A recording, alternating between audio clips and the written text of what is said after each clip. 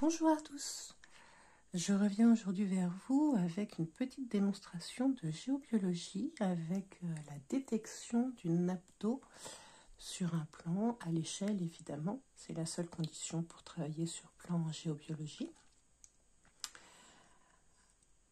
Alors en géobiologie on va aller chercher plusieurs éléments qui peuvent atteindre notre santé physique, voire nos humeurs et parfois même déclencher quelques petits problèmes physiques.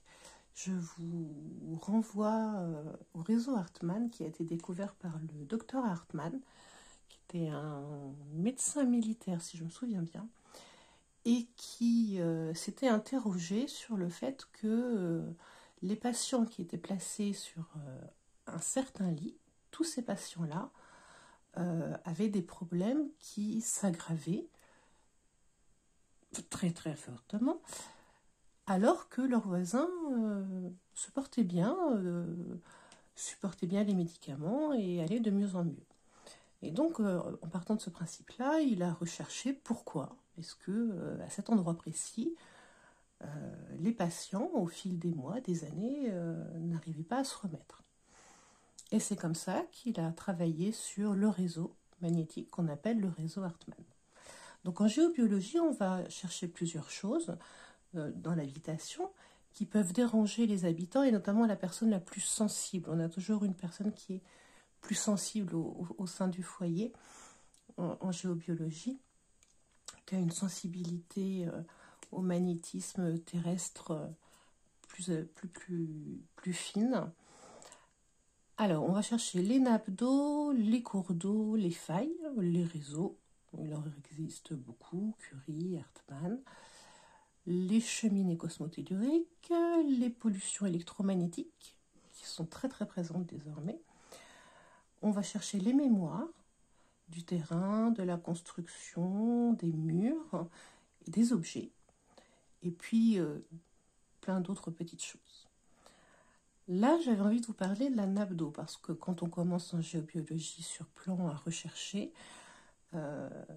les points qui pourraient être difficiles à vivre, moi je commence toujours par la nappe d'eau.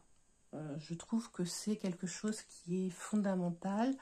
Alors la nappe d'eau, même sans travailler en géobiologie, on peut la ressentir. C'est-à-dire que généralement, quand on est un petit peu dans le lâcher-prise, qu'on écoute son corps, quand on est sur une nappe d'eau, on peut ressentir le froid dans ses pieds, dans ses jambes, et comme si on était attiré par l'eau. Il y a une espèce de ressenti vraiment de marécage. Bon, c'est pas le plus agréable, je vous avoue. C'est pour ça que souvent dans les maisons, si vous avez un canapé un bout de canapé sur une nappe d'eau, vous verrez que la place est toujours inoccupée. Toutes les places sont prises, sauf celle-là. D'instinct, on sait qu'on n'y est pas très à l'aise. Voilà, donc je ne vais pas faire beaucoup plus long. Il faut savoir que les nappes d'eau, comme les cours d'eau, peuvent entraîner des problèmes quand on dort dessus, quand on travaille, qu'on a son bureau sur un cours d'eau. Le canapé, normalement, on y passe un petit peu moins de temps, mais le lit, c'est vraiment problématique. Le bureau, la salle à manger ou la cuisine, ça peut être problématique aussi. Donc, on va faire en sorte d'enlever les effets négatifs, quand il y en a, de la nappe d'eau. Toutes les nappes d'eau n'ont pas d'effets négatifs, mais nous, notre travail de géobiologue, c'est d'enlever les effets négatifs pour les habitants. Donc, il peut y avoir des effets physiques, de la tristesse, des problèmes lymphatiques, des problèmes d'yeux qui coulent, humides, voilà. Il y a des problèmes parfois, au contraire, d'hydratation.